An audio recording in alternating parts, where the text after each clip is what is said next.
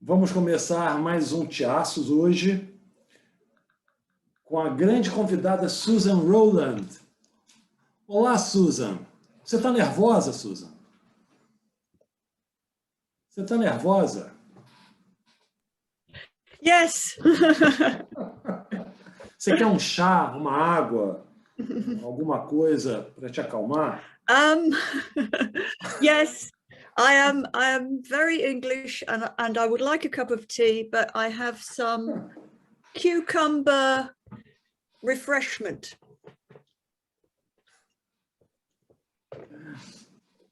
Uau! Deixa eu te apresentar formalmente primeiro, Susan. Vamos lá. Susan, ela leciona na Pacífica Graduate. Só um minutinho, peraí. Peraí que eu perdi aqui. Só um minuto, gente. No problem. Eu perdi o cartaz, mas eu já volto. Só um minuto. Susan, aonde você está? Você está na Califórnia? Yes, I am. Tá. Yeah. Southern California, just north of Los Angeles. Tá. Vamos lá de novo, então. A Susan leciona na Pacífica Graduate. Ela foi professora dos estudos junguianos na Universidade de Greenwich, no Reino Unido, e possui uma lista intensa de publicações na área do pensamento junguiano, crítica literária, questões de gênero, mito e literatura. Susan, trouxe vários livros seus aqui para mostrar para os nossos colegas.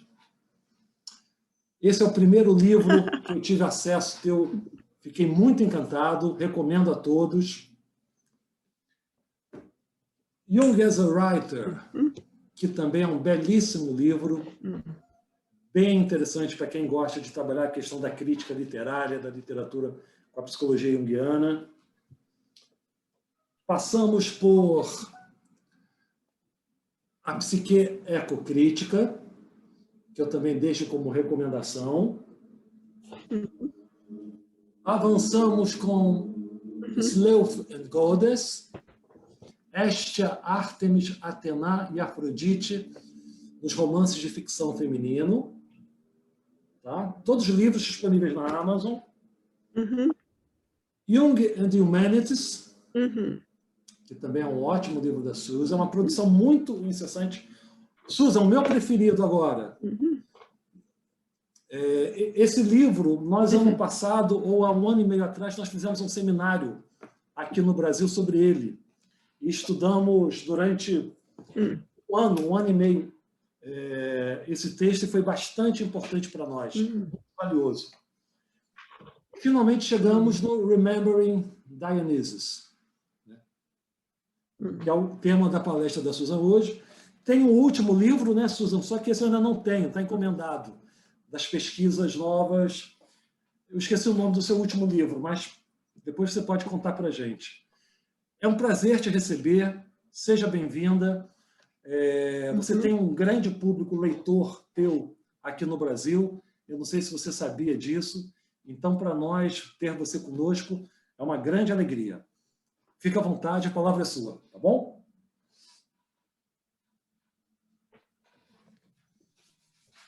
Thank you, Marcus, and thank you everybody for inviting me. I am very honoured to be part of this gathering. The reputation of Jungian psychology in Brazil is growing throughout the world, and I'm really delighted to be with you today. I'm going to share my screen and show some slides. So I'm going to start doing that now. Okay. And so this is the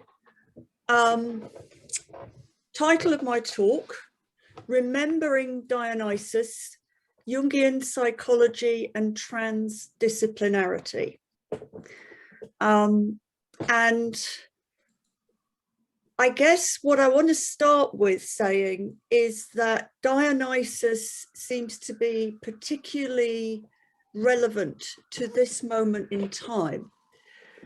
And transdisciplinarity is something that is relatively new and extremely positive. And that what is not yet really been recognized is that in many ways Jungian psychology anticipates this thing called transdisciplinarity, which I will explain in the latter part of my talk.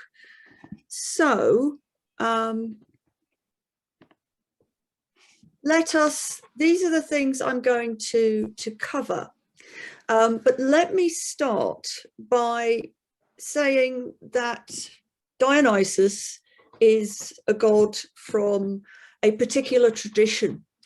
And those of us with European heritage may feel comfortable in having our archetypal energies understood through this tradition. But we should these days acknowledge that every long-standing religion or religious practice is its own way of shaping archetypal energies, so that there is much to be done, for example, in looking at the indigenous religions of Brazil as another understanding and lens on archetypal energies. I'm going to be linking Dionysus with the feminine. Dionysus is a very kind of fluid type of god, and a lot of his story is around the feminine and about a different way of understanding the masculine and the feminine. I'm going to suggest that COVID-19, this terrible planet-wide affliction, is a form of Dionysus and was preceded by other devastating forms of Dionysus in wildfires and the ongoing climate change. But we're focusing on Dionysus as psychological, as understood by both C.G. Jung and James Hillman. And going on from that, we can see that Dionysus gives us a very different cosmology and produces symbols as portals to nature. It's about being in touch with nature in the ways in which we don't normally think of. I will be mentioning Dionysus in Jungian arts-based research because this is a new research methodology that addresses these Dionysian energies. Finally, I'm going to get on to Dionysus and transdisciplinarity and seeing transdisciplinarity as a Jungian Dionysian paradigm. So, Dionysus, as we know from the stories, Dionysus is in some sense about foreignness. He was probably originally a vegetation god from somewhere around modern India. He's about excessive sexuality, excessive drinking, intoxication. He's a kind of very ambivalent god because he has a mortal mother and Zeus for a father. He communicates between the living and the dead. Very importantly, Dionysus is the god of the forests, of the wild, as opposed to other gods of the ancient Greece, which were much more associated with the city. So Dionysus is humans and their relationship with the wild woods. And yet, he is also the god of comedy and tragedy. He is the god of drama. And in being the god of comedy and tragedy, he is a god who goes back into prehistory of fertility rituals. It is considered that some of the ways in which Dionysus was worshipped in ancient Greek theatre was in hymns that derived from fertility rituals in the countryside, in terms of the comedy arising from fertility rituals and processions with a kind of giant phallus, and very much about the rebirth of fertility and sexuality in nature. And yet also the god of tragedy, the god that is completely uninterested in respecting human limitations and can blast humans beyond their limitations. Dionysus is said to be bisexual, and crucially for what I'm going to be talking about, he was dismembered. Baby Dionysus was dismembered by the Titans because Hera was angry. Hera was angry that Zeus had this child by Semele, and had been yet again unfaithful to her. And yet, with all these extreme elements of Dionysus, we also have with Dionysus a marriage to a human mortal, Ariadne. And Ariadne is very important in our story. So here is a quotation from Jung, which I'm suggesting is a Dionysian moment in the collected works. It is a quotation that people don't normally pick up or comment on because it's really not official. It's not telling us the kind of psychologist, the kind of scientist that Jung sometimes wanted to be.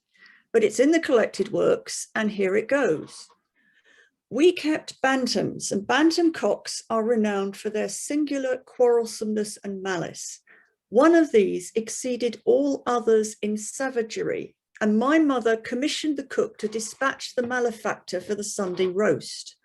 I happened to come in just as she was bringing back the decapitated cock and saying to my mother, "He died like a Christian, although he was so wicked.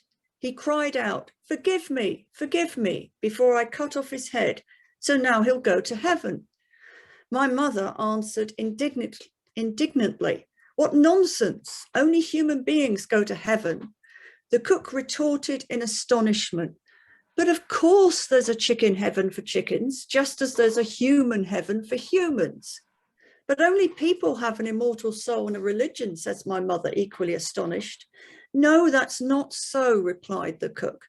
"Animals have souls too, and they all have their special heaven, dogs, cats, and horses, because when the savior of men came down to earth, the chicken savior also came to the chickens, and that's why they must repent of their sins before they die if they want to go to heaven."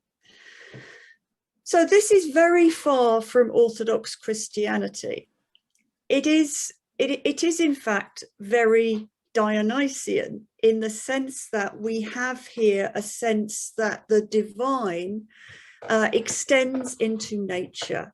And we have here an obliteration of the normal categories and hierarchies that say nature is separate from human beings, animals are inferior to human beings, and the divine or God or heaven, this is about humans and not about other living beings at all. So we have this kind of eruption of Dionysus and this eruption of comedy into Jung's collected works. So Dionysus, and I'm just showing some images here that remind us of Dionysus's intimacy with animals and revelry, and kind of crazy, out of control parties, and his beauty and sense of, you know, almost the feminine look to that face. However, in a much darker sense, we are now in a terrible pandemic, and we've been in a terrible pandemic as a whole human society across the planet. We've been in this pandemic for over a year, and I want to suggest that this is Dionysus, or a stage in a potential Dionysian transformation, because Dionysus is the god of dismemberment and rememberment. Dionysus as a baby was torn apart by the Titans, but he was reborn through his father's thigh, Zeus's thigh. And so he is the god who has been torn apart and remembered. But he is also a god who will do that to those who do not worship him. And as Jeanette Paris makes clear in her lovely work on Dionysus, Dionysus cannot be dealt with alone. Dionysus has to be worshipped collectively. Hence, he is the god of a collective and very ritual form of art, the theatre. Dionysus has to be worshipped collectively. If you refuse to worship Dionysus, then you will suffer the fate of Dionysus in being torn apart. Pentheus famously refused to worship Dionysus, and he foolishly went into the wild woods, having refused to worship Dionysus, and there he was set upon by Dionysus's maenads and torn apart, torn to pieces, because he refused to worship Dionysus. What I'm suggesting psychologically is that this world of ours has been torn apart by the pandemic, and it's happened because we collectively refused to worship Dionysus. How did we refuse to worship Dionysus? Well, first of all, we refused to be collective. We refused to understand that human society is interconnected with each other, and human society is interconnected with nature. So we refused to care enough about our fellow human beings. We refused enough to care about other human societies, and we refused to respect the wild energies of nature. In not respecting the wild energies of nature, this the pollution of nature, the climate injuries that we've inflicted by our carbon dioxide pollution, messing around with nature, exploiting nature, assuming that we can forget nature, assuming that we can forget that we are part of nature, gave rise to this virus, because the virus didn't happen apart from human beings. It happened because of our mingling and messing around with nature and messing around with the lives of animals, so that a virus could emerge from nature, from the animal kingdom, from experiments in laboratories. We don't know which precisely, but this virus emerged and has latched onto us and is, in a sense, a living being because it's mutating, but it's also not a separate life form. It is a horrible, dark version of Dionysus, and it's dismembering our world. It has dismembered our world. We cannot work as we want to, we cannot play as we want to, we cannot love as we want to. And throughout this time of the pandemic, we are forced to know what it is we have lost. And what it is we have lost is Dionysus. It is that bodily, instinctual, collective intimacy. What we've lost is what we were not doing enough of before the pandemic, which is to worship Dionysus collectively.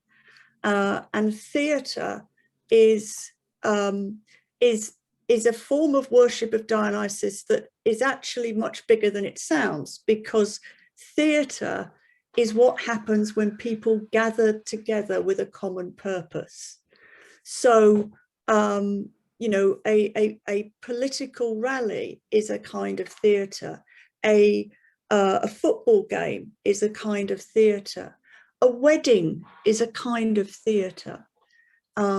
And a funeral is a kind of theatre. And all of this has been interrupted and taken from us. And we are realizing that without Dionysus, we are not fully human. And without Dionysus, we are not fully connected to each other and to nature. So, moving on.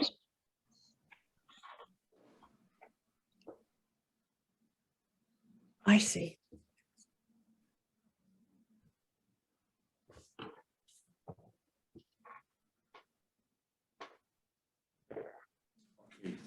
Okay.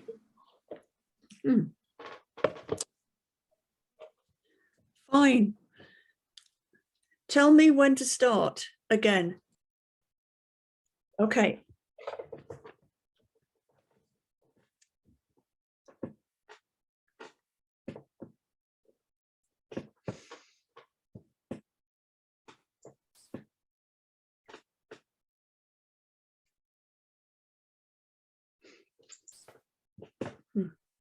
Eu estou no canal de português, mas não consigo ouvir a tradução. Eu estou ouvindo, normal. Eu também estou ouvindo, normal. Eu também estou ouvindo. Eu estou ouvindo normal. Estou ouvindo normal. Eu também. Eu também estou ouvindo normal. Ouvindo normal também. Também. Ouvindo normal. Também estou ouvindo normal.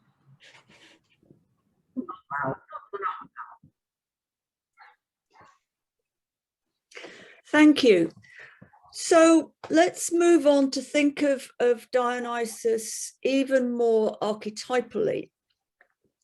And here I want to, first of all, return to C.G. Jung and the feminine, because one of the ways in which Jung talks about the feminine is in his depiction of synchronicity. And here is a key quotation. For experimental science, there is created in the laboratory a situation which is artificially restricted to the question and which compels nature to give an unequivocal answer. The workings of nature in her unrestricted wholeness are completely excluded. We need a method of inquiry which leaves nature to answer out of her fullness. Now, Jung is actually talking about the scientific method, which I'm going to come back to a bit later. And but crucially here, he's talking about nature as a goddess, nature with a capital N, personified, nature as feminine.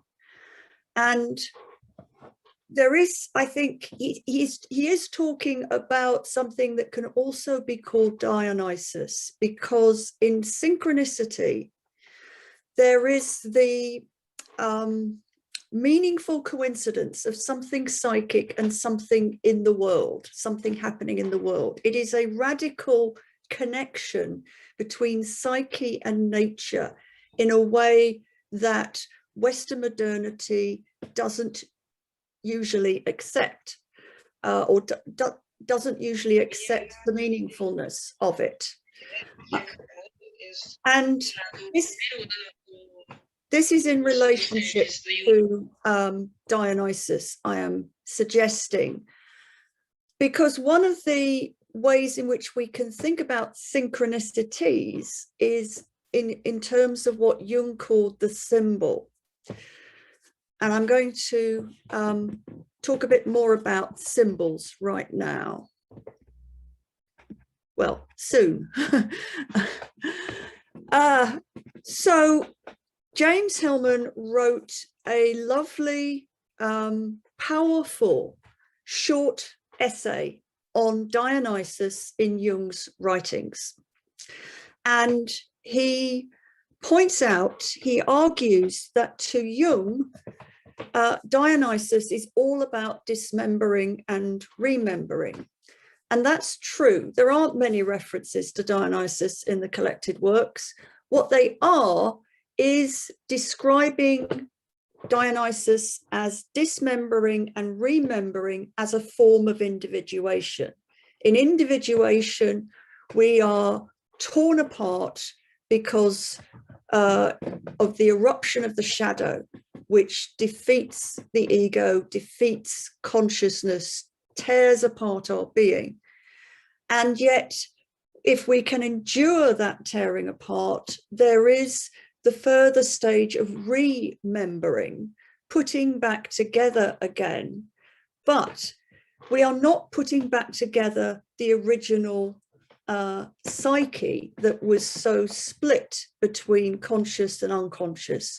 We are rather putting back together a different kind of consciousness, one that is more instinctual, more in touch with the sacred, and arguably more in touch with the body. So that's Jung's Dionysus, according to James Hillman. James Hillman goes on to make a further point. He says that there are in Jung two types of dismemberment. One is where Jung goes into opposites, and we know that Jung likes opposites. But there is a further dismemberment, Hillman says. It is when you get beyond the opposites and the opposites are torn apart again into multiplicity. And he says the following on the right-hand side: distance from the divine is replaced by interiority and animistic multiplicity within the domain of the God. Actually, that's me. Hillman says, the movement between the first and second view of dismemberment compares with crossing a psychic border between seeing the God from outside or from within his cosmos. Hillman's making an important argument here that if you can get to the full Dionysian dismemberment, you are not looking at opposites. You have torn apart the aging body of the Apollo type God of modernity, and you are entering the God. The Dionysian God of dismembered parts is an instinctual consciousness, and we have the opportunity by dismembering and remembering to be inside the body of the God. So let's hang on to this idea of being inside the body of the God.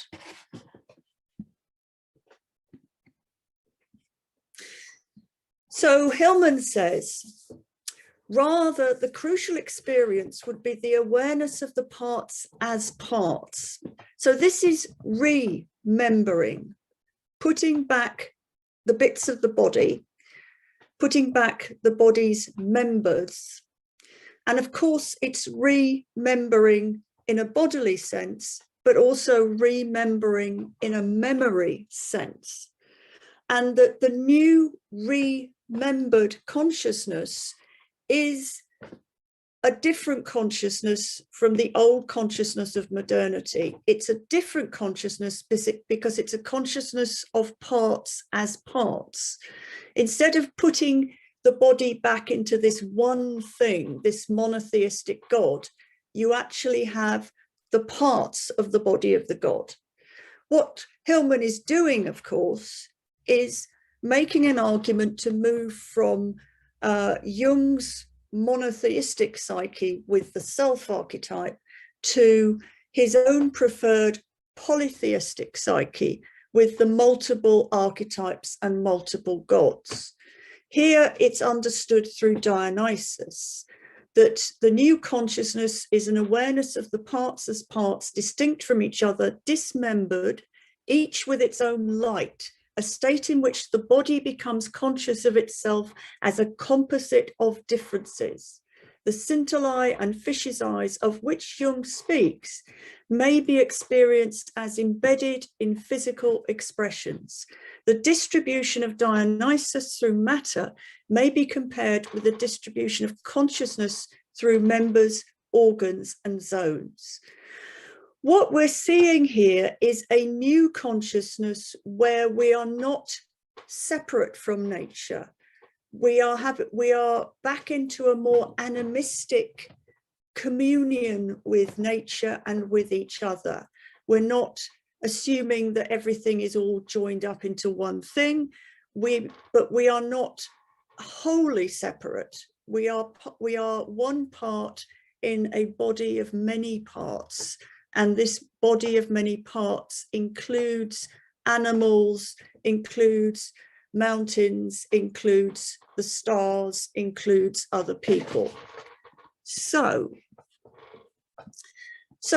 we come back to Ariadne, and Ariadne in the story of Dionysus is really interesting because we first come across her as a princess of Knossos on Crete, and she falls in love with Theseus, who has come to Crete to kill the Minotaur, who is Ariadne's half-brother. And Ariadne helps Theseus and enables him to kill the Minotaur. She has fallen in love with Theseus, the hero.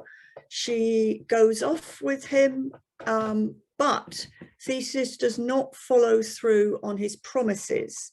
He abandons Ariadne on the island of Naxos, and Ariadne is devastated and desolate until eventually Dionysus arrives and woos her, and finally they marry, and Dionysus and Ariadne ascend to the stars. So on the one hand, I think this is a story about not trusting heroes. Heroes are very dangerous, as Jung and James Hillman knew. They can, wave their swords about and kill things, but they're really bad to live with, and they are the ego at its hardest and most aggressive. So Ariadne is a warning to women to beware of seeking a hero in male form. But she can also be understood as the human soul, and that she is the human soul who has the capacity to marry Dionysus. And in this sense, and Hillman explains this, Ariadne is the human soul as part of creaturely life, with the limitations of being a human being who lives and dies. Dionysus is Zoe. Dionysus is instinctual life. And through Ariadne, we can be united with Dionysus and have a taste of that instinctual life. That is what this new consciousness of parts and being inside the body of the god, that is what it can be understood as. And I don't want to talk about the anima today, but so I want to point out that we don't need to talk about the anima, and that Ariadne is the human soul, and is not just the human soul as anima for men, excluding women. That if Ariadne is the human soul, then she's the human soul for all of us. Okay. So what I'm actually saying, and this is a tricky argument, and it is something that is me going out on my own from Jung's work and Hillman's work. What I'm actually arguing is that a symbol is a scrap of the body of Dionysus. Now, Jung says that a symbol is an image that is connected to the collective unconscious. He describes symbols, interestingly, when he's talking about words. He says some words are signs where they're really to do with consciousness, but some words are symbols where they hold lots of unconscious potential meanings that cannot be fully put into consciousness. Of course, we tend to use the word symbol for images that are not always in words. So symbols can be dream symbols. Symbols can be images in art, for example. But in all senses, images, symbols in depth psychology are Dionysus. These are things that Jung says about symbols. A symbol really lives only when it's the best and highest expression for something divined but not yet known to the observer. It then compels his unconscious participation and has a life-giving and life-enhancing effect, which is more or less saying that a symbol unites us with Dionysus because of life-enhancing, Zoe. Here is something that I think we don't sufficiently appreciate. Whether a thing is a symbol or not depends chiefly on the attitude of the observing consciousness. For instance, on whether it regards a given fact not merely as such, but also as an expression for something unknown. Now, this isn't something that Jung said a lot, but it is something huge, because he's saying it's not just a question of looking for symbols, it's a question of becoming a consciousness that sees symbols, that we can see symbolically. Archetypal psychology talks about this a lot when it talks about being in different cosmologies of the different gods. But Jung is here acknowledging that you can be in Dionysus and taste his body through seeing symbols as symbols, or seeing something as a symbol. So I'm saying that a symbol is a psychic attitude, a Dionysian perspective, a tasting of the body of the god. Jung also says, since every scientific theory contains an hypothesis, it's a symbol. Now, scientific theories as symbols is very interesting and brings us onto transdisciplinarity, which we will get to in a second. Another quote of Jung that I like: we have to break down life and events which are self-contained processes into meaning, images, concepts, well knowing that in doing so we're getting further away from the living mystery. So an awareness that the raw experience of being alive is valuable, is a living mystery, and that conceptual thought and straightforward meanings, these are not the primary reality. Okay, so here's another thought, that if we are serious about symbols being Dionysus, then symbols in art are portals to nature. When we see a work of art like this one, we tend to think that it's a picture of nature, that it's a representation. But this argument about Dionysus says, no, it isn't. It's a doorway. That seeing this painting symbolically is to enter nature. And that this would be true of all symbols in art, that they are portals to nature. So a novel is not telling a story about the world or telling the story of another world. It is telling a story as an entry into the world, as an entry into life. Now, art within Divine Dionysus, the way in which we have collectively worshipped Dionysus, the way in which we have understood symbols as portals has not been extended to all art forms, but has been pursued in theatre, in the genres of comedy and tragedy. And notice, of course, that tragedy is all about dismemberment and comedy is about rebirth, remembering.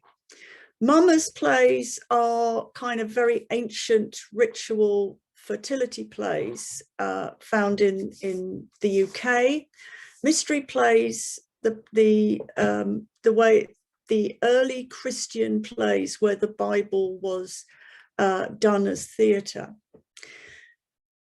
Once you get to the time of Shakespeare, you have this thing called theatre as a cultural institution, but you also have, and you continue to have for centuries, unfortunately, the drama of execution, that we have as a culture done our dismemberment literally and in public.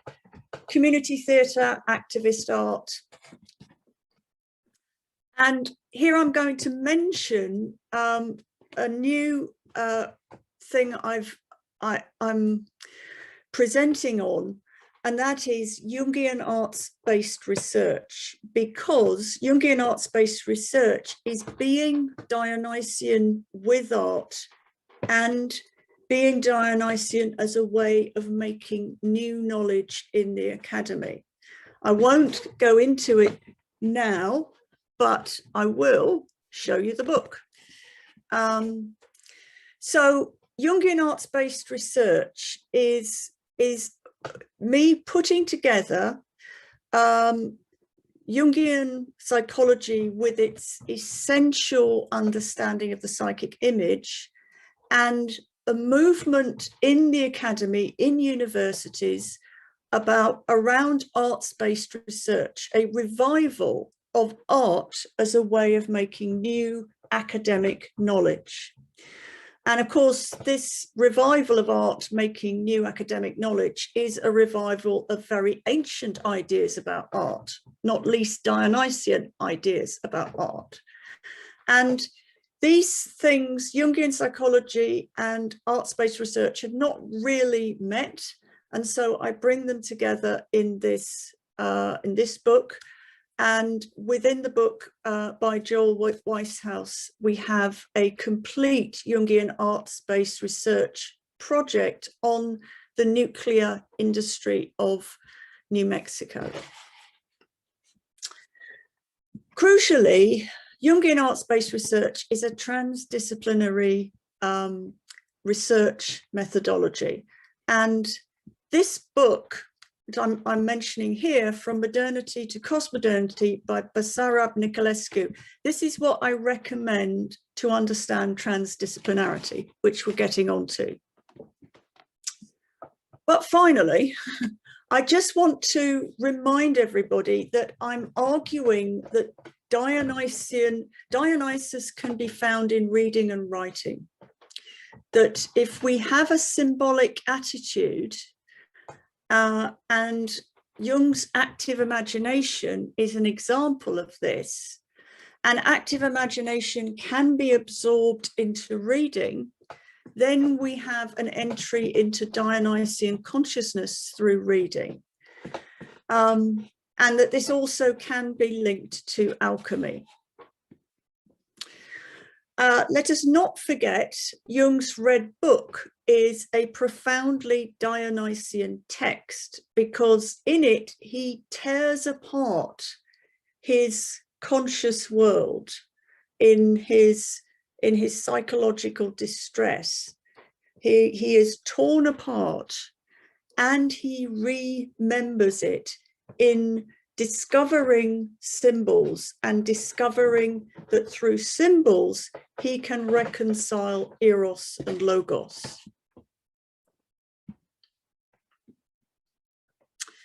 And also, let us not forget Dionysus and climate change, Dionysus and wildfires. And I know that Brazil has suffered from appalling wildfires in much the same way as last year, in the last few years, California has, where I am currently living.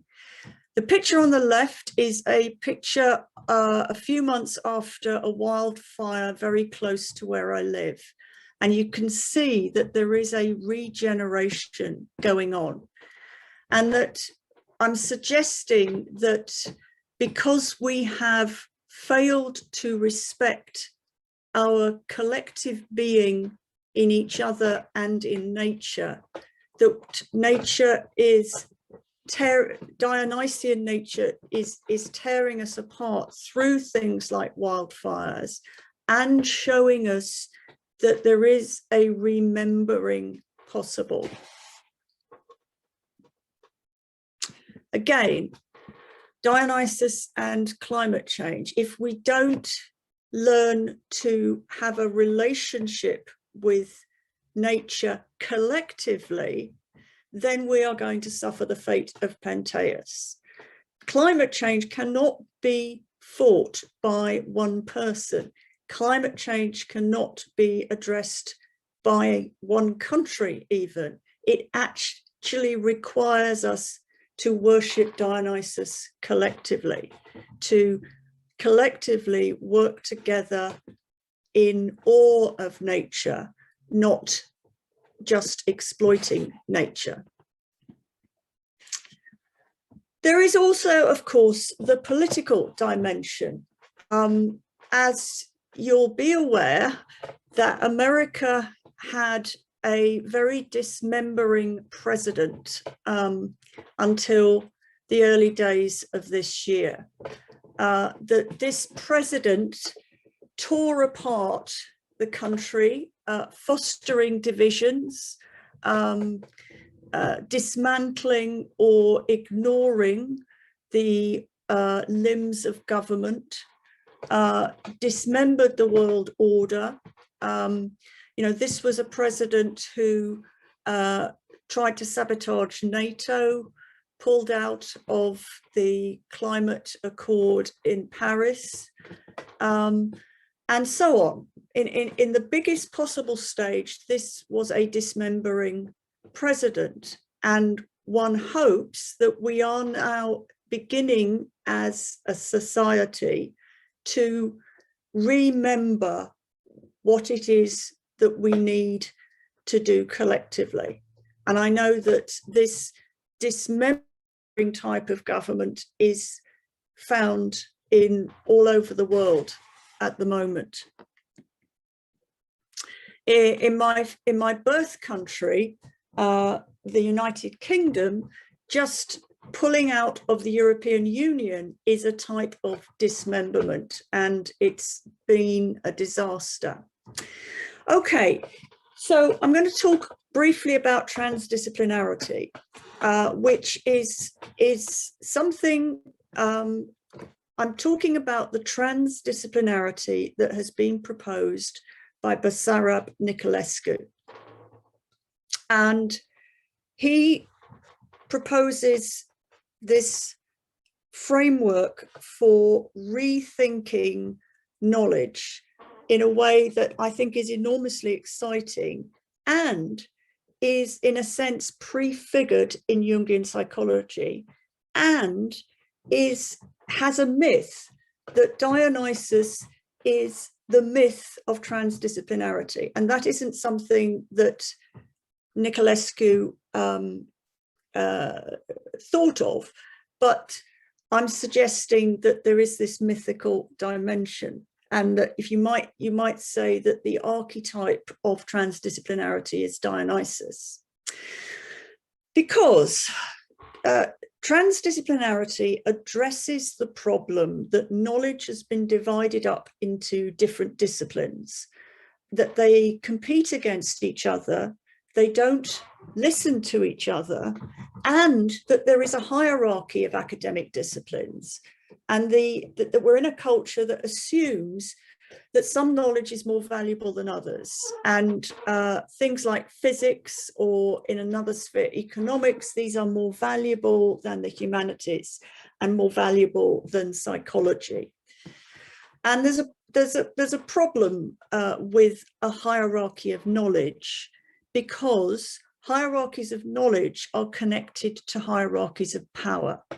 And you cannot change the distribution of power unless you change the organization of knowledge, and vice versa. So transdisciplinarity is about saying that knowledge is not in a hierarchy, it's rather in a web. There is no one true knowledge. There is no knowledge that is intrinsically superior to another knowledge, and that the knowledge that we've chucked out of universities, the knowledge that we don't accept in universities, such as indigenous knowledges, knowledges of the body, knowledges of religions, things like, you know, yoga and tacit knowing, all these different kinds of knowledge that we don't dignify with an academic discipline. These things are equally important. And Niculescu says there is tradition with a capital T, which is all these traditional knowledges, and then there is the knowledges that would try to call themselves science, or the knowledges of respectable academic disciplines, and they are not. Neither one is intrinsically superior to the other. They all exist in relation to each other, or to put it in a Dionysian way, they are all parts. And transdisciplinarity is being aware of these other knowledges as parts, as multiplicity. And if we understand this process as a Dionysian remembering, then we can understand that transdisciplinarity brings a new consciousness into being, a consciousness that is transcultural, transreligious, that is a consciousness that is about collectivity, not about hierarchy, consciousness that values all cultures, that values all religions. The body of knowledge was torn apart into separate disciplines from the 17th century onwards. Now, transdisciplinarity is a Dionysian remembering. So a little bit more about this. Jung rather anticipates this notion of disciplines not in a hierarchy in a number of comments that he makes. He has a vision of academic disciplines that cannot cancel each other out.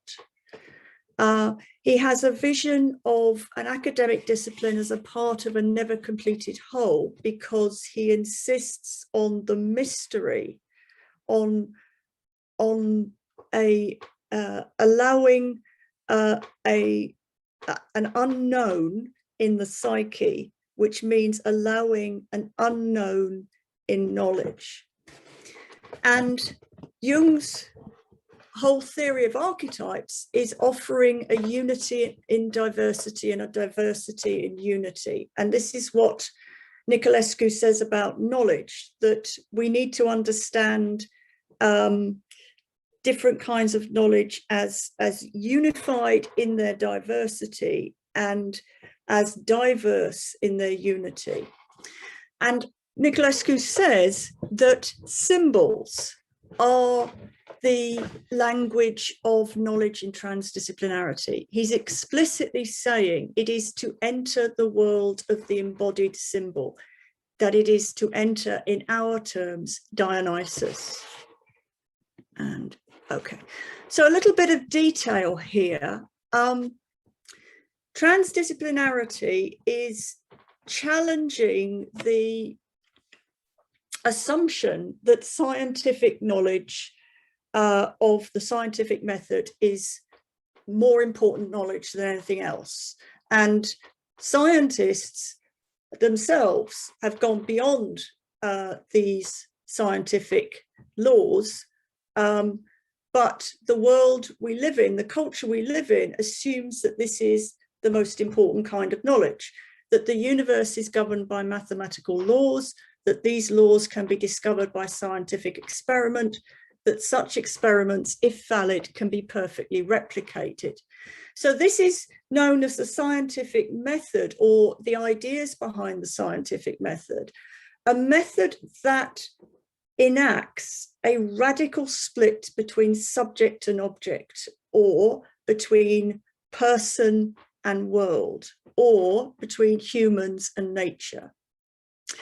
And we know as depth psychologists that splitting oneself off from the other, whether it's the unconscious or nature or other people, that this splitting is not a good idea if it's regarded as supremely important.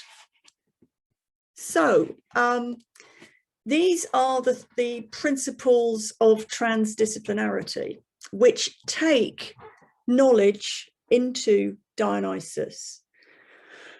The ontological axiom: there are in nature and in our knowledge of nature different levels of reality and correspondingly different levels of perception.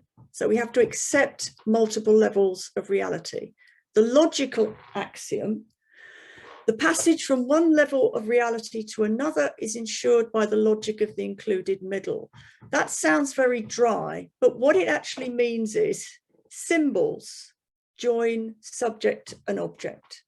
Symbols are the way into this understanding of the multiple levels of reality.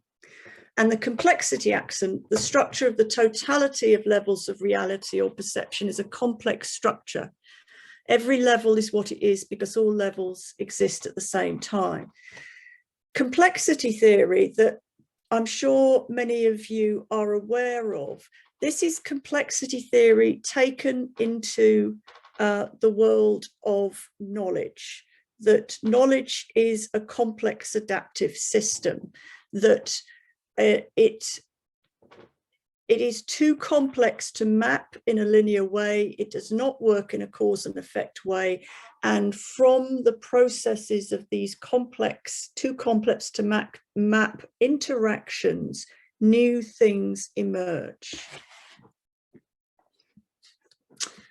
So I've got here some quotes from on the right from Niculescu, where he's talking about symbols, symbols being better kinds of language for knowledge than signs, basically. That's what he means by mathematical language.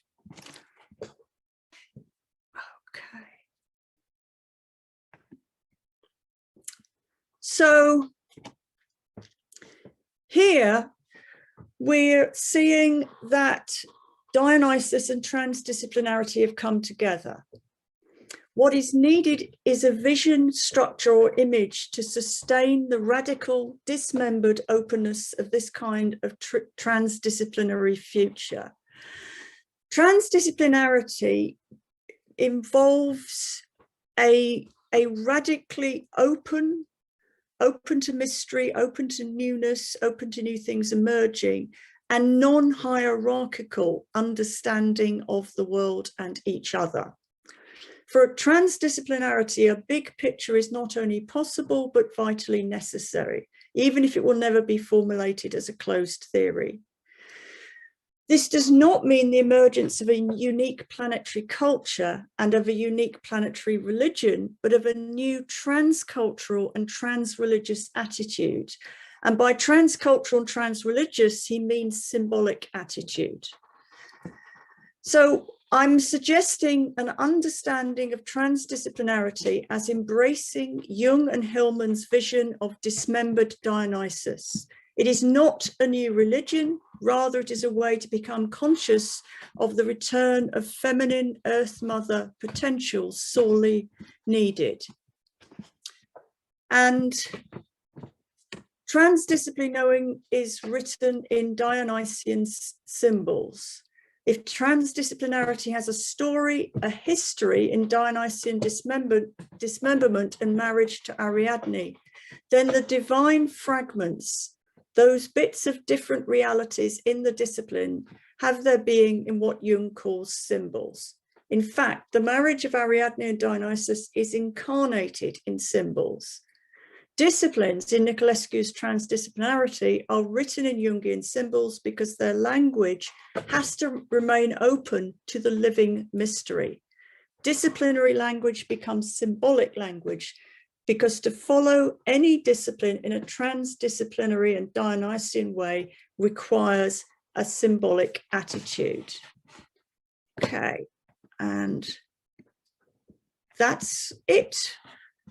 Here are the books that I've been referring to, and I think it's more than enough time for some questions and discussion.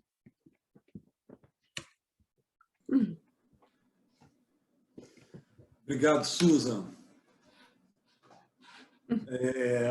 Uma imensa apresentação, né? Acho que você faz um percurso bastante interessante, bastante largo, que nos convida a pensar sobre várias questões. As perguntas estão abertas. Quem quiser fazer as perguntas, por favor, nome no chat. Vou inaugurar primeiro, tá? Susan, queria te levantar duas questões.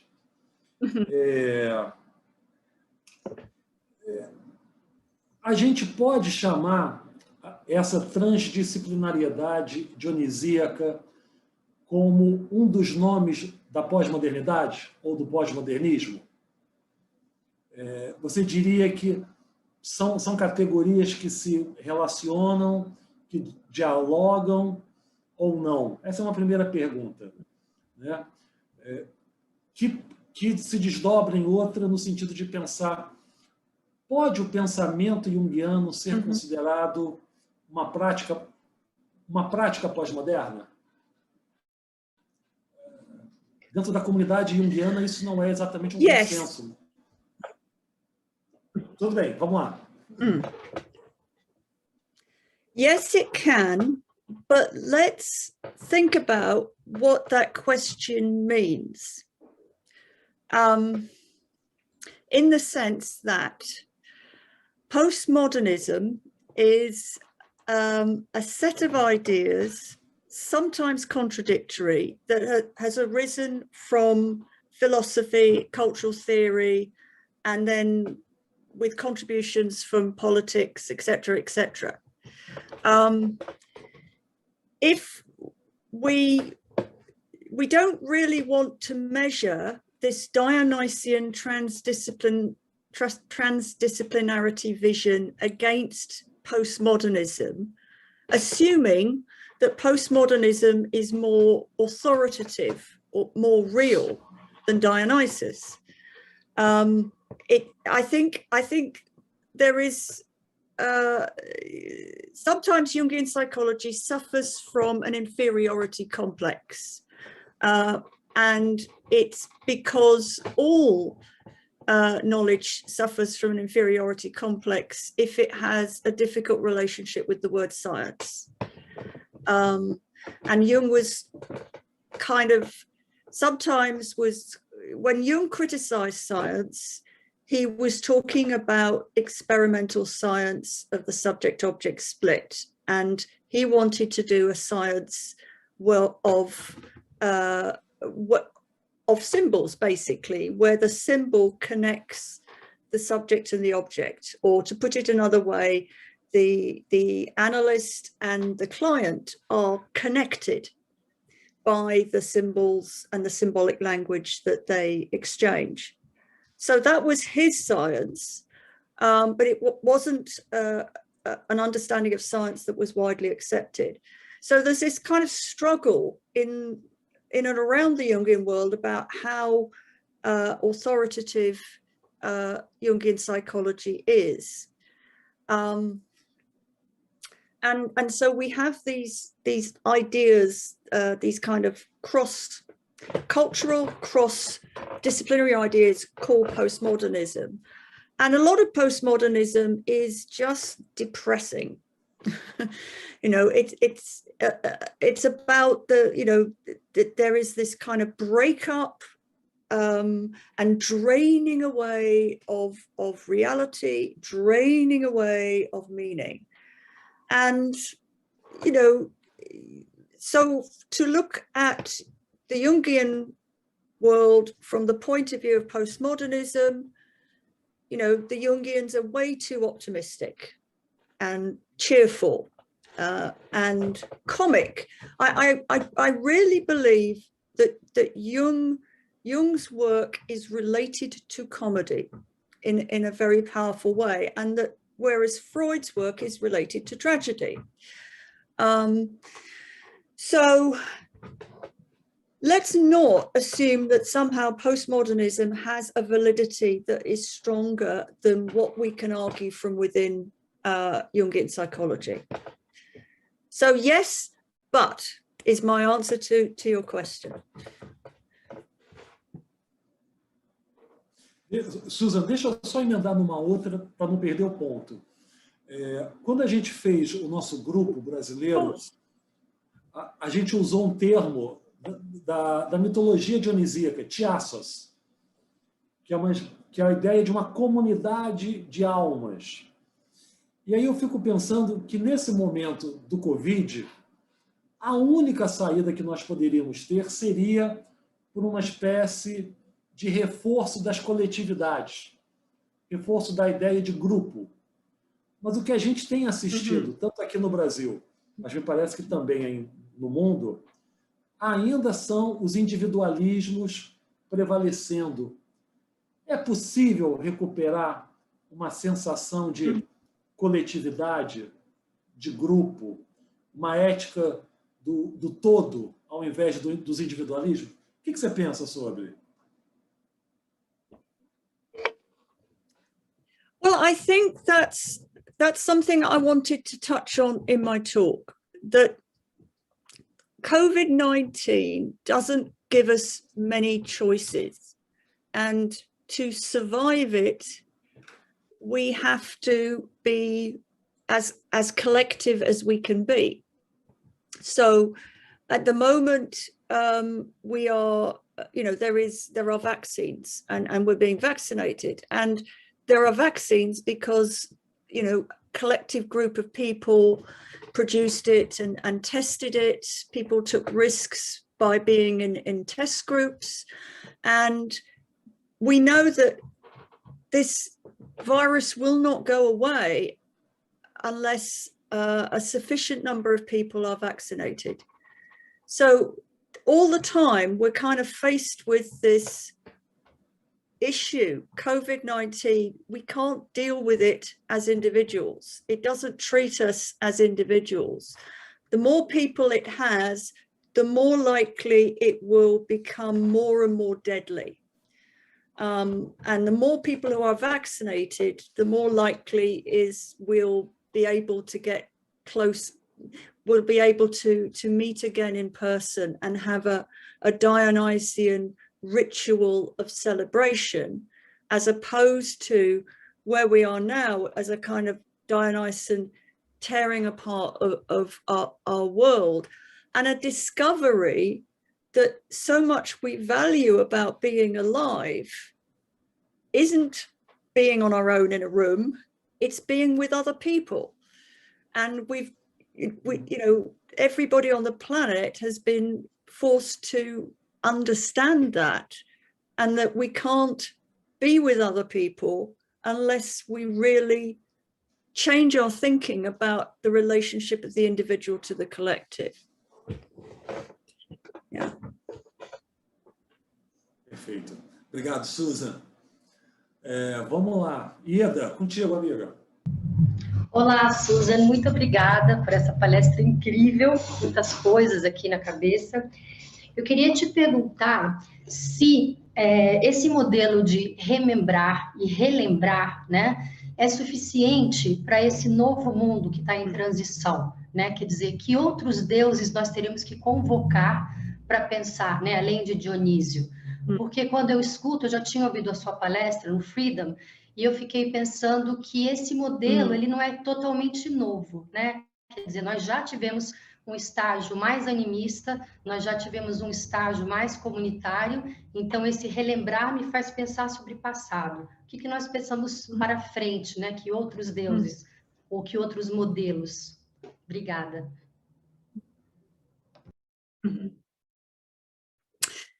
Yes, that's a great question.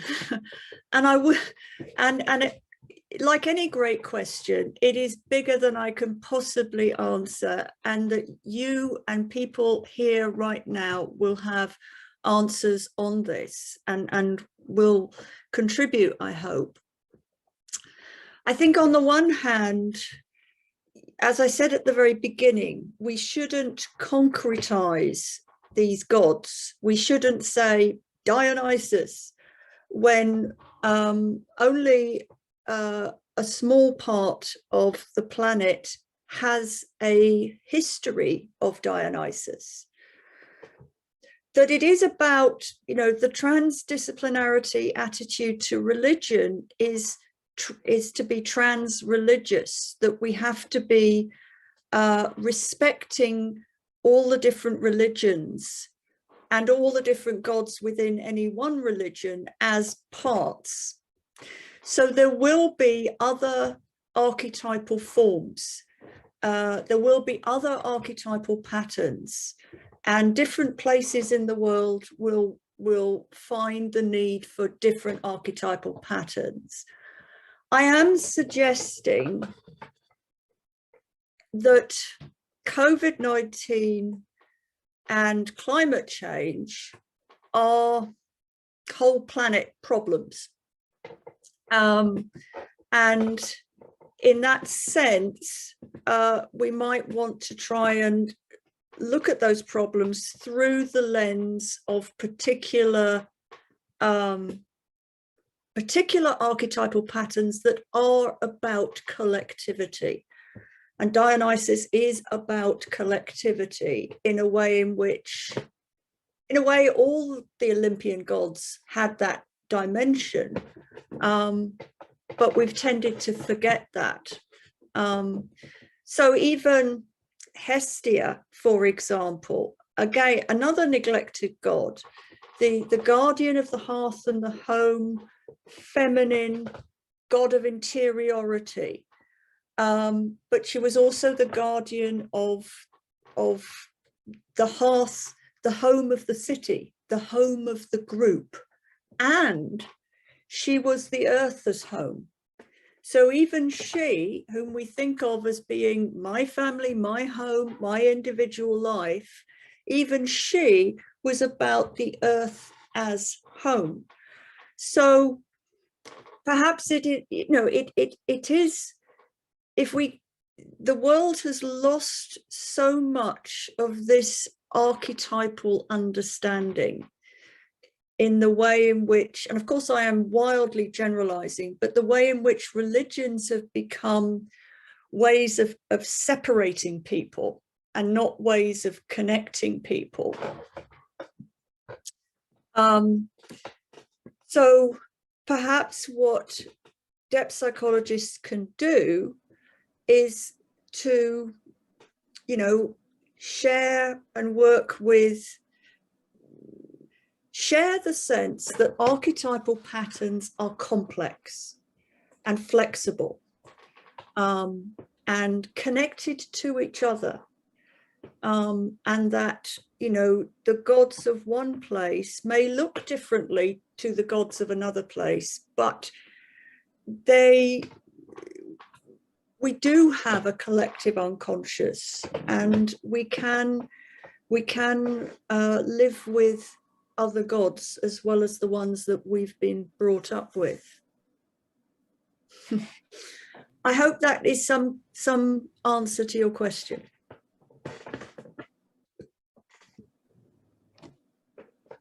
Obrigado, Ieda. Lu, vamos? Susan, super obrigada pela sua linda apresentação.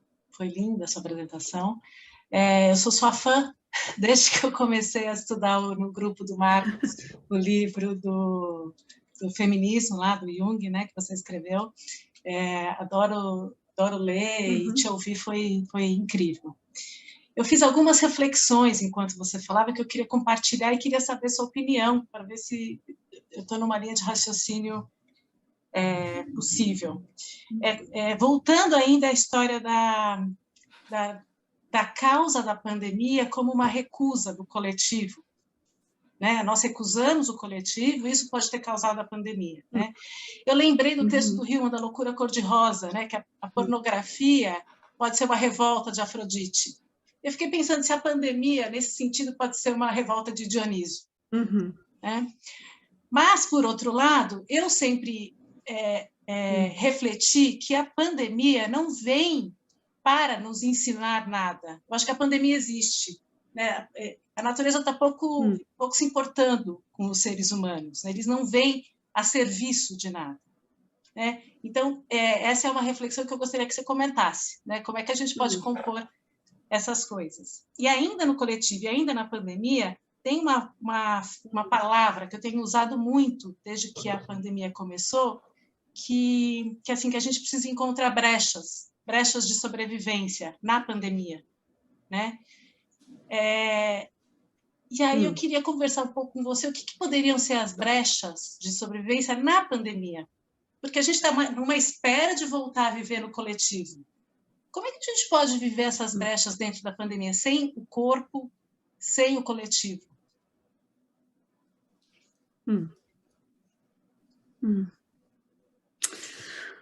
Okay.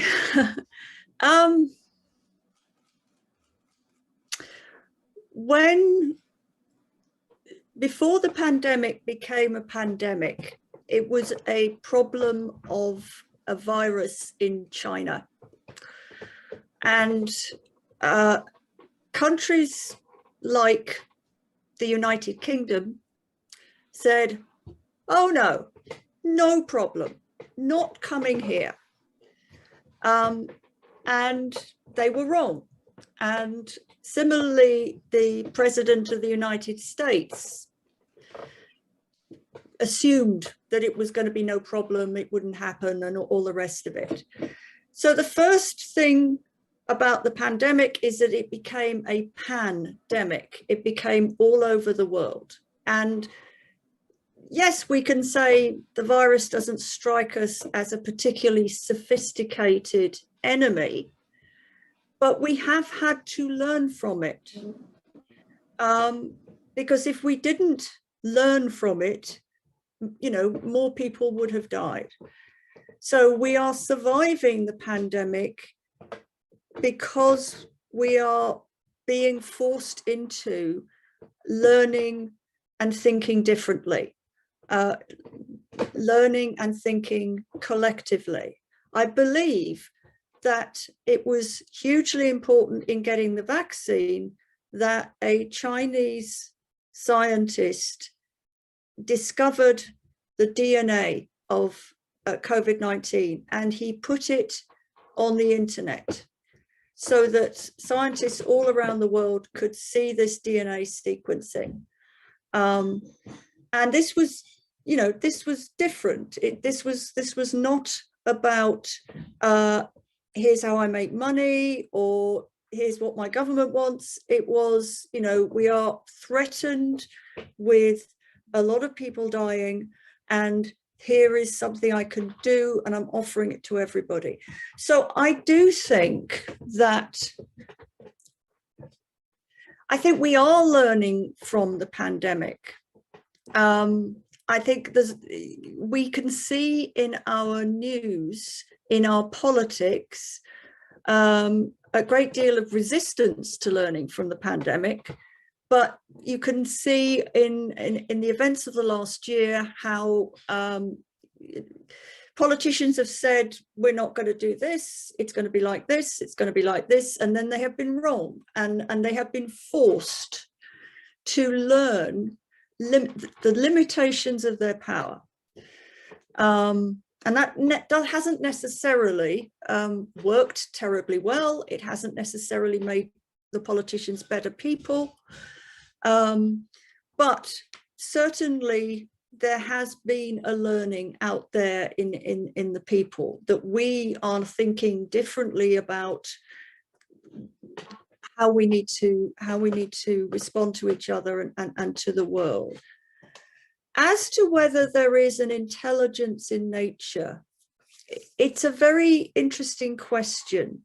And I certainly don't have authoritative answers. We do know, first of all, as Jungians, we recognize synchronicity.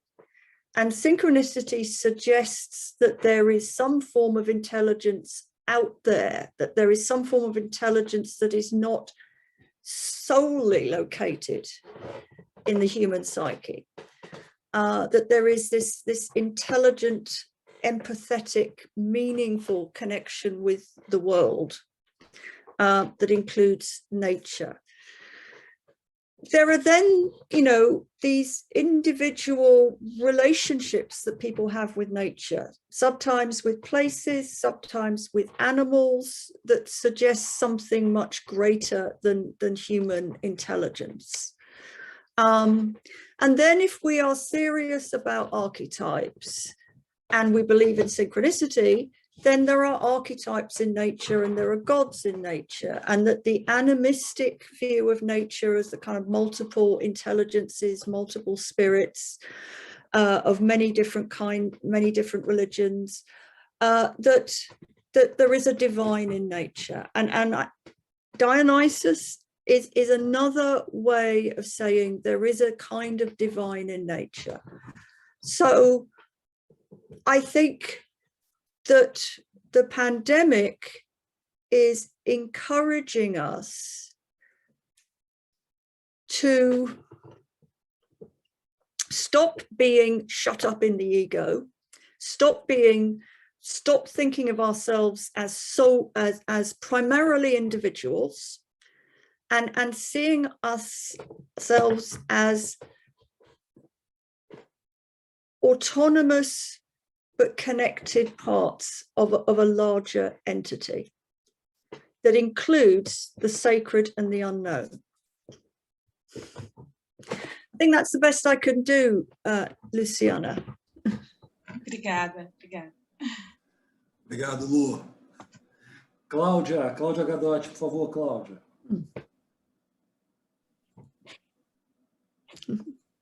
Oi, Susan. Hello, Claudia. Eu acho que a minha pergunta, de alguma forma, já foi respondida. Você respondeu sobre as diferentes possibilidades, né? Mas como você foi falando, eu fiquei pensando um pouco, né? Você trouxe a consciência dionisíaca, a consciência marginal, certo? Uma consciência marginal e, ao mesmo tempo, uma consciência feminina. Você fala que o movimento de Dioniso é um movimento coletivo. Então, assim, eu fiquei pensando, de alguma forma, a gente pode entender que esse movimento para o coletivo também é um movimento da consciência feminina. Eu nunca tinha pensado dessa forma, né? Pensar esse movimento para o coletivo como um movimento ligado ao feminino. A primeira coisa que eu acho que leva a gente a pensar dessa forma. Faz sentido?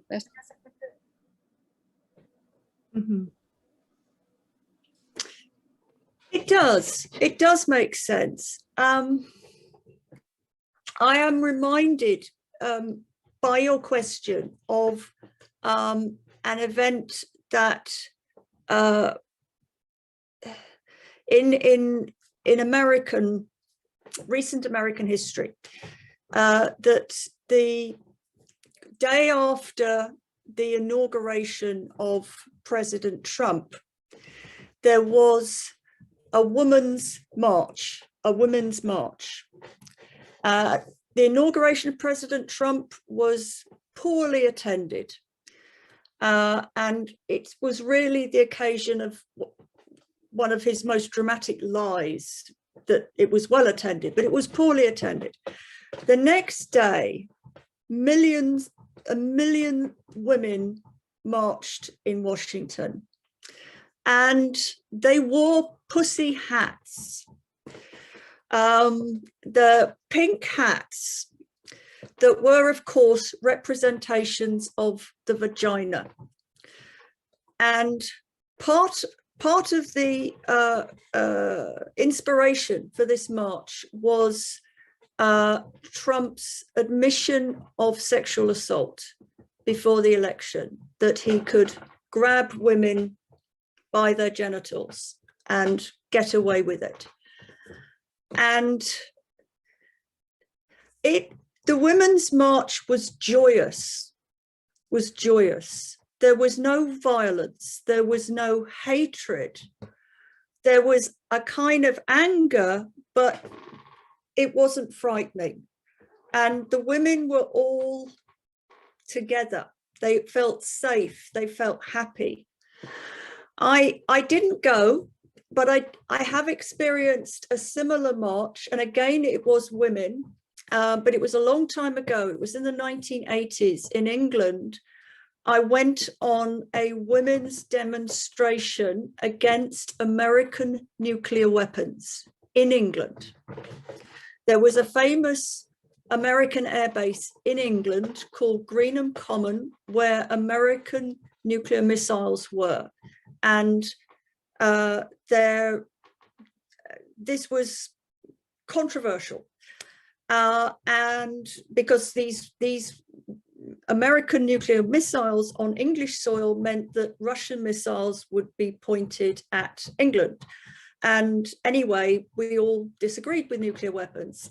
And there was this big women's kind of movement and women's protest. And I was there.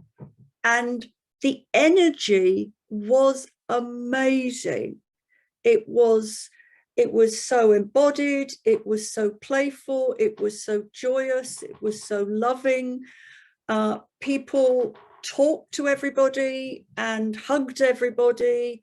You were not an individual. You were part of this amazing, flowing feminine movement. So I think that this is a Dionysian energy. I am not saying that Dionysus is feminine as in exclusion of the masculine. I think Dionysus is the masculine in nature that wants to mate with the feminine in a loving way. Dionysus tearing people apart is a different thing. And I think there is, because of patriarchy, because we have had centuries of power being connected to a split psyche, a psyche in which consciousness has been identified with the masculine and split off from the other, which has been identified with the feminine. Because of that history, that there is a kind, that the Dionysian moment is a calling into being of the feminine, remembering. So there is the tearing apart of the failed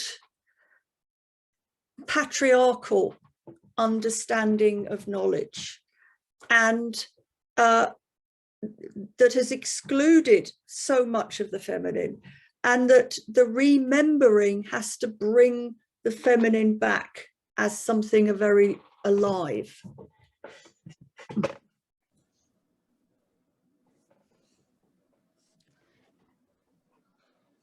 Obrigado, Cláudia. Vamos lá, mais uma. Obrigada, Susan. Cris Viana. Aí, Cris. Olá. Continuando a falar nesse modo coletivo de viver, que é o feminismo, eu queria primeiro agradecer ao Tiassos por trazer a Susan, e dizer para a Susan que eu também sou fã, muito fã do trabalho dela, e especialmente, né, pelo Jung, The Feminist Revision. Eu vou ler porque eu quero falar muita coisa, então vou resumir aqui. Esse livro foi a principal lente para o meu trabalho monográfico, Psicologia Jungiana na Contemporaneidade, uma leitura feminista dos conceitos ânimos e ânima no ensaio A Mulher na Europa, de 1920. Desde então, tenho acompanhado um pouco seu trabalho com as palestras do Freedom, né, pesquisa junguiana baseada em artes e o encantamento nuclear do Novo México. No entanto, nesses trabalhos mais recentes, como apresentado hoje, o feminismo deixou de ser o foco principal. A minha pergunta é se há interesse em retomar esse tema, esse foco, e quem você considera que está desenvolvendo as pesquisas, trabalhando o feminismo e a teoria junguiana nesse momento. E uma última pergunta, né, que é mais uma provocação, é por que os seus livros ainda não foram publicados no Brasil, porque é uma enorme demanda por eles. Muito obrigada. Well, thank you so much for those very kind words. I am very happy to say that there is now a real possibility that Younger Feminist Revision will be translated into Portuguese, that there is a plan to do this. So, and I hope very much that it will happen. And thank you very much for saying that. Okay, so let me come back to your point about feminism, which is, again, it's big. So feminism is necessary. And we know it's necessary. We know that patriarchy isn't over.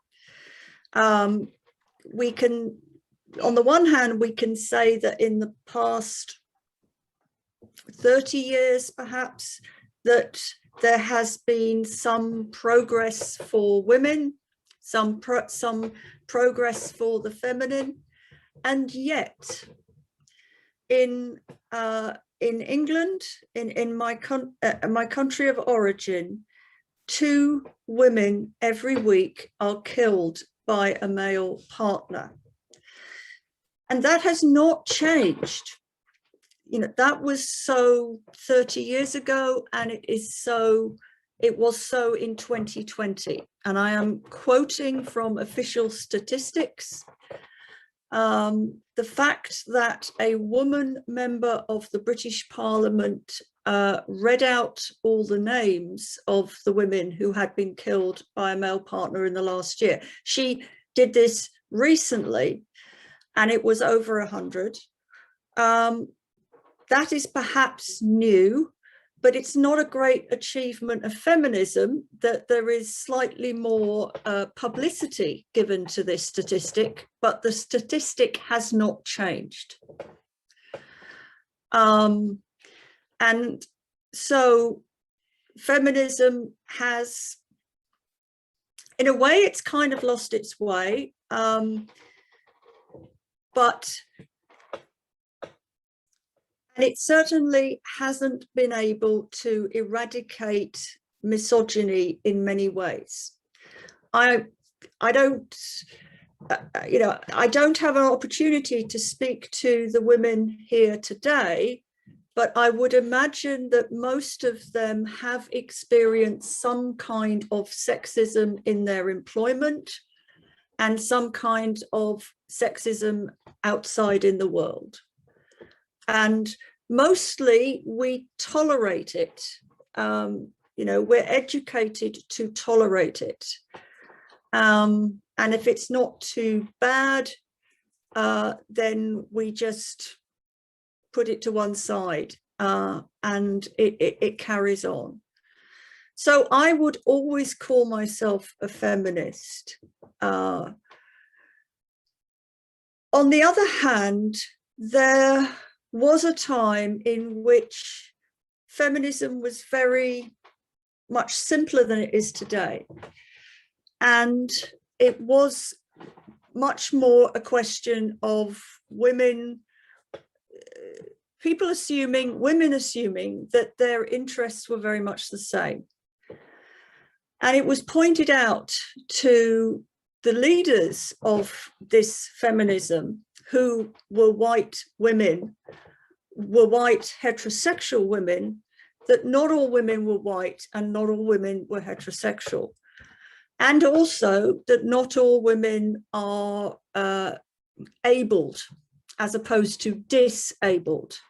And so what happened was a very Dionysian thing, that the feminist movement split into multiplicity, trying to hold together a sense that as women, there was a women problem, but also that there were these individual problems and that women of colour might share some of the oppression of men of colour and all that kind of thing.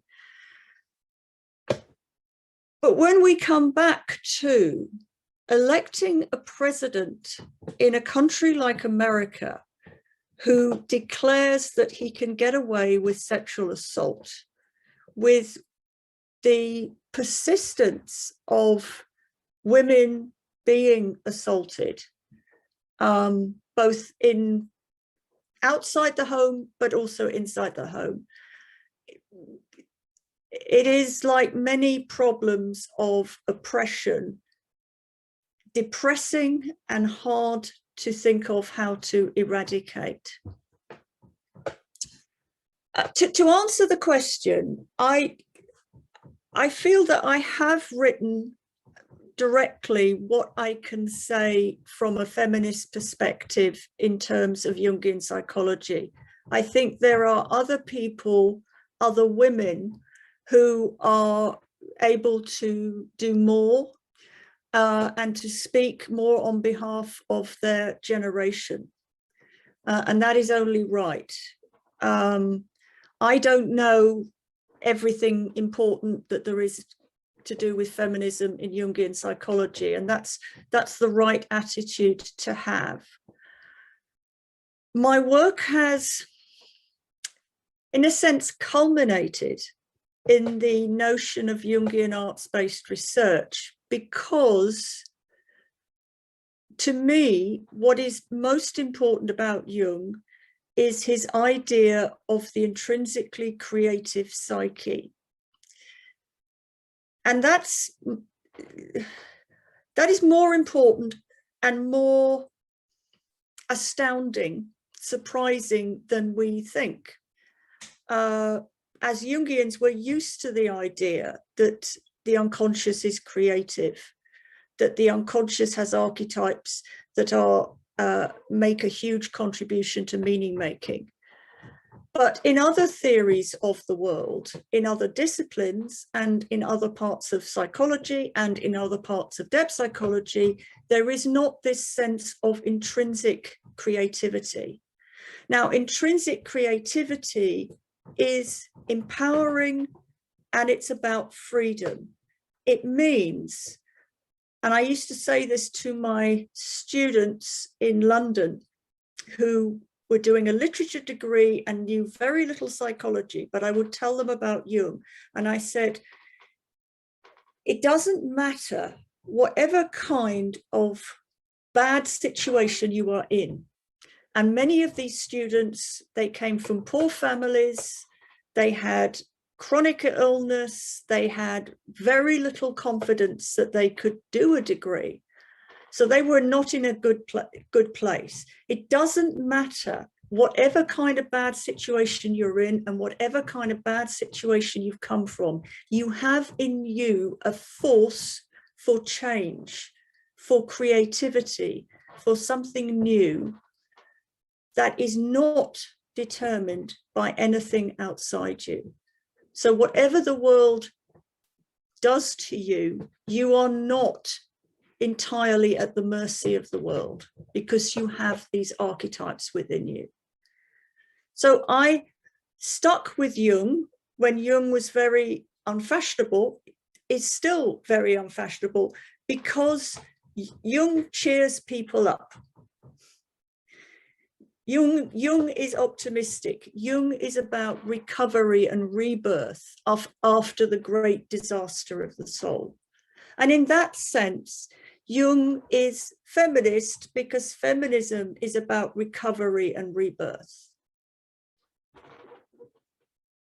And Jungian arts-based research is a way to enact recover and rebirth at a personal level and at a collective level.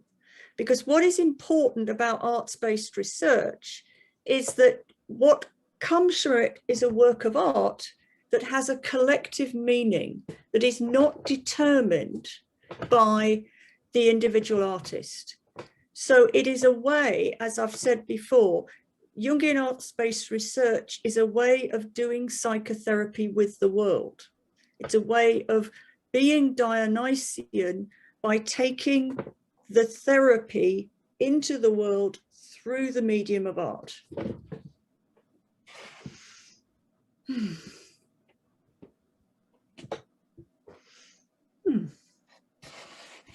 Oi, Cris.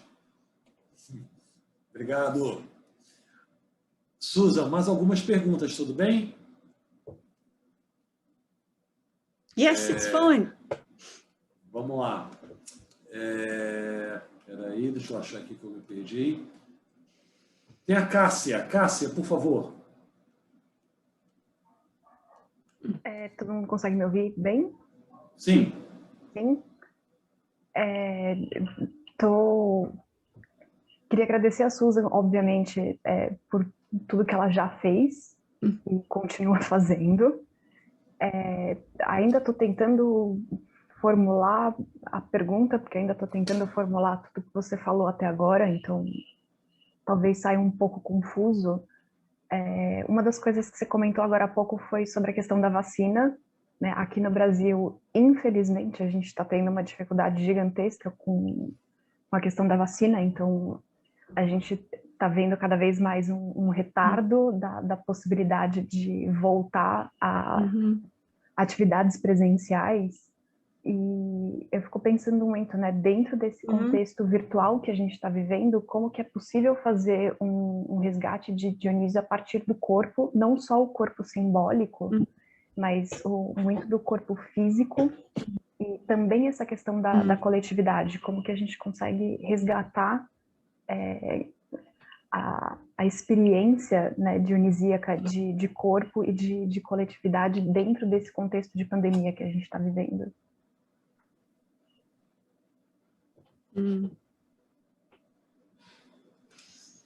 Thank you, Cassia, for your question at this very important time. I mean, let me say, first of all, when it's over, there are going to be parties.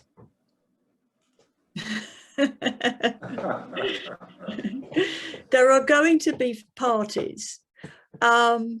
And there are going to be festivals, music festivals. You know, that every summer in the United States, in England, there are music festivals, and these are big Dionysian moments because they're held outdoors. People go in their thousands to these festivals that last for days. They are outside in nature. They are always very peaceable. It's always about the music, but it's also about being free from restraint.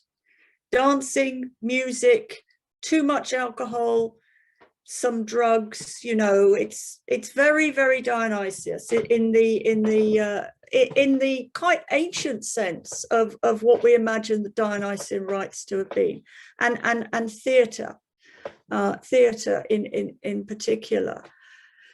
when you spoke about the vaccine, and it just struck me as you were speaking how Dionysian the vaccine is, that we have to be injected in our bodies with a little bit of the virus, because that's how vaccines work, a transformed piece of virus.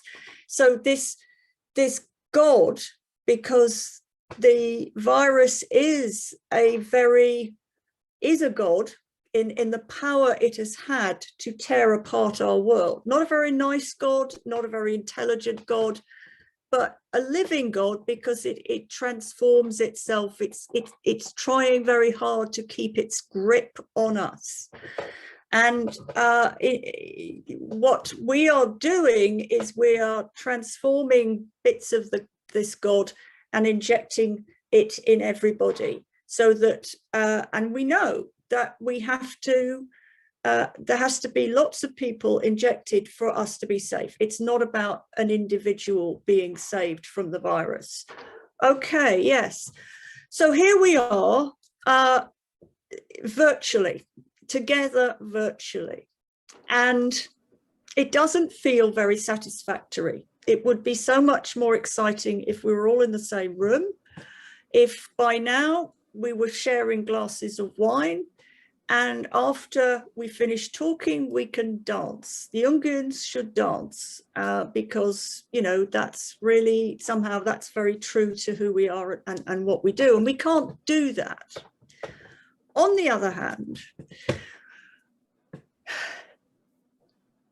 we see technology like this as severing us from each other, as yes, we see each other, we are in contact with each other, you can hear me and see me, I can hear you and see you, but we're not in the same room, so it's not real contact. But that is partly due to our consciousness, our Western consciousness, which is so split that we think technology is a dead thing, whereas in fact technology is not a dead thing. Technology is full of fantasies, and some technology is, we imagine it as an obtuse object, but in fact it is a bottomless subject. So partly, Cassia, we are feeling dismembered because of this consciousness of modernity that regards technology as separating, even though we can see that this technology is partially joining us together. So a Dionysian consciousness is about, will be restored through our traditional bodily presences with one another, but it is also being forged with great difficulty right now in us being connected in this way. And if we could have, if we were fully Dionysian, we would be seeing this event as a gathering of powerful spirits, not, you know, here we are cut off from each other. Well, yes, that's the glass half empty. The glass half full is here we are together, and the Dionysian glass half full is here we are making a new consciousness. Ótima, ótima resposta. Silvana, tá por aí, Silvana? Sim, estou aqui. Estou aqui. Então, eu não sei se são bem perguntas. Eu queria agradecer. Parabéns, uma fala maravilhosa, maravilhosa.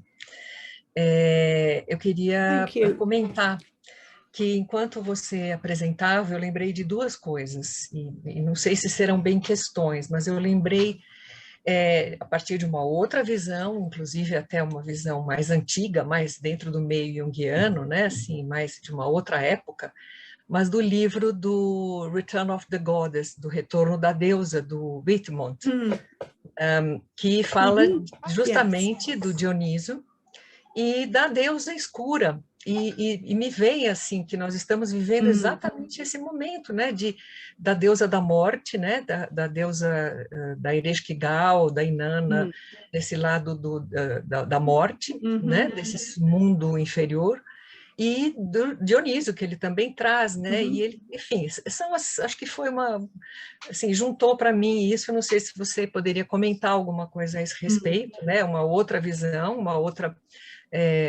outro momento até em relação ao estudo do feminino, né, no meio junguiano. E o outro comentário, que até alguém comentou agora, mas que já está me vindo, que as festas dionisíacas eram as festas das carnevalias, né, assim, o carnaval. E eu fiquei pensando, falei, nós somos o país do carnaval, né, aqui, e estamos vivendo, acho que a pior no mundo, uma pior pandemia aqui, quer dizer, nós temos uma tradição, é um contraste muito chocante, né, porque de uma certa forma nós temos uma cultura deste carnaval, onde se cultua Dioniso, né, e viver este momento tão terrível aqui, né, assim, é muito, não sei se você também eu gostaria de comentar a respeito, são duas coisas, né, é isso, ficaram essas duas imagens, duas questões, tá bom? E muito obrigada. Thank you, Silvana. Wonderful contribution. And that's really my response. Yes, of course, we are living the descent of Inanna. And I'm really glad that we can speak her name. She is one of the oldest stories that we have, some of the oldest writing that we have. There is a special link with Jung in that Inanna and Gilgamesh are gods from ancient Sumeria, and they came, we only learned about them as a culture at the end of the 19th century. And Gilgamesh was important to Jung and appears in the Red Book as Izduvaa. And so we've only had Inanna and Gilgamesh in our thinking for about 150 years, and yet we see in both of these gods and their stories so much of our own struggle. Gilgamesh, for example, has a story that involves the idea of cutting down a forest, which is incredibly contemporary in its significance. Inanna goes to visit her sister, who is queen of the underworld, and suffers death and dismemberment, and is rescued by a feminine person, her handmaiden, puts things in motion to rescue Inanna. And I think we can see that these mythical understandings of we can use these mythical lenses on something like the pandemic, and they are meaningful, they are helpful, they contribute energy and possibilities and creativity. They don't cancel one another out. And so, you know, it's exciting to have these different stories as ways of understanding this collective devastating trauma. And I know that it is devastating for Brazil at the moment. And I am so sorry. I think we can feel for each other in these in these times. America is talking about getting over the pandemic, but it's not over the pandemic, and thousands of people are dying each day in America also. And America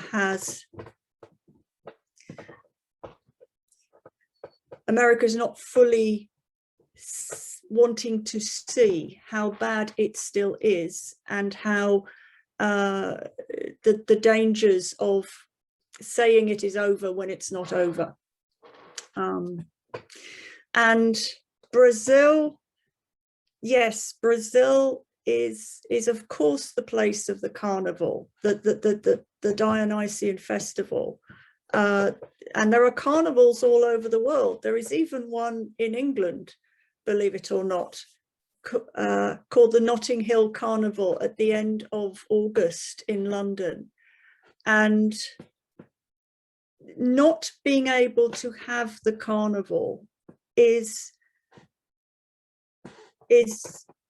such a dismembering of the community, because in a world that's where people have become more and more isolated, and communities have been weakened in many ways, the carnival is the place of great rejuvenation and renewal.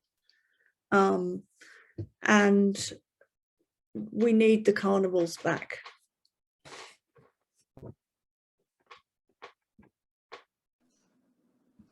Obrigado, Silvana. Susan, vou fazer a última pergunta para a gente poder encerrar o nosso encontro. É quase uma curiosidade biográfica sua. Como é que alguém que veio do departamento de letras, de literatura, se interessa por estudar Jung? Por que eu estou dizendo isso? Quando a gente pensa no Freud, Freud ganhou o prêmio Goethe de literatura, mas a escrita do Jung é uma escrita muito confusa, muito difícil de ler. Eu tenho sempre uma curiosidade em saber o que te atraiu, você sendo do universo literário, das letras, o que te atraiu no texto junguiano?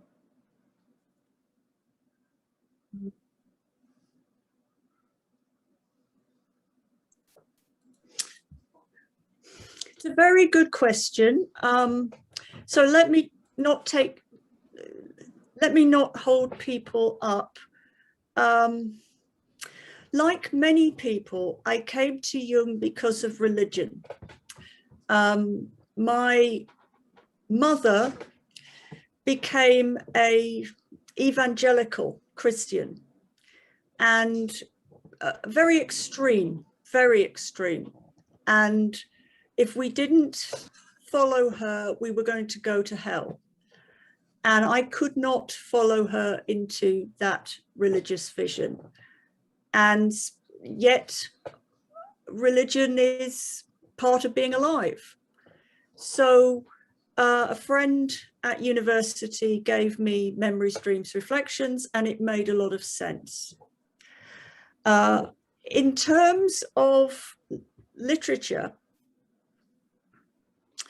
I've always argued that Jung's writing is performative. The reason it is difficult to follow is that when we're finding it difficult, it's because we're trying to make it more rational and conscious than it actually is. If we forget about trying to have coherent ideas, if we read Jung as literature, if we read Jung as a novelist and just enjoy the different voices, then it makes perfect sense. He is performing his psychology. He isn't describing his psychology. In a way, he's a very Dionysian writer. He's letting it all flow. And you can read him inside the consciousness that he's ultimately aiming for. So he enacts his psychology, he doesn't describe it. And that's what Jung as a writer is all about. And I've been saying this for 30 years and nobody agrees with me. No Jungian agrees with me. But as a literature person, Jung makes perfect sense. He's a novelist.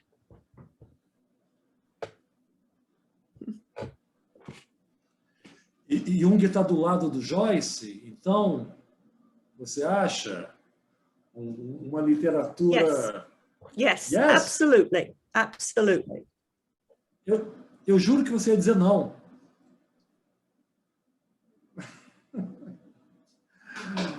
Okay. No, Jung is a modernist literary writer. He is with James Joyce. He is with Virginia Woolf. He is with Faulkner, the American Faulkner. He's a bit more uncoordinated than they are, because in fact Woolf and Joyce are quite carefully structured and planned. But with Jung, it is the modernism of flow, the modernism of enactment. It is a very feminine form of writing. And in fact, you can see some of this in some of the female modernists, like Dorothy Richardson, for example. Yeah. Ótimo. Obrigado, Susan. Acho que você oferece talvez uma chave de leitura nova para nós, interessantíssimo. Ler Jung como escritor, como literatura, como um romance. Perfeito. Yes. Ótimo. Susan, muito obrigado. Yes. Obrigado pela sua presença. Thank you. Thank you, Marcus, and everybody. It's been delightful. I hope you will invite me back again sometime. Quem sabe no futuro breve a gente possa fazer uma reunião numa espécie de um festival dionisíaco, né? Com música, bebida, um pouquinho de drogas, alegria. Foi um prazer te receber. And plenty of dancing. Muito obrigado. Espero que a gente possa se rever em breve. Foi um grande orgulho te receber. Yes, thank you. Pessoal, obrigado. Mais um belíssimo encontro do teatro com a Susan. Fica o convite já para sexta-feira com a nossa querida amiga Carmen Lívia. Sexta-feira, 4 horas, o teatro, mais um passo adiante, tá bom?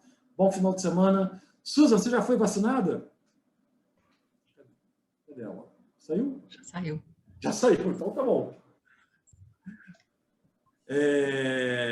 Isa, obrigado, querida, pelo trabalho. Lu, obrigado de novo pela parceria e todos pela presença, tá bom? Até a próxima, pessoal. Obrigado.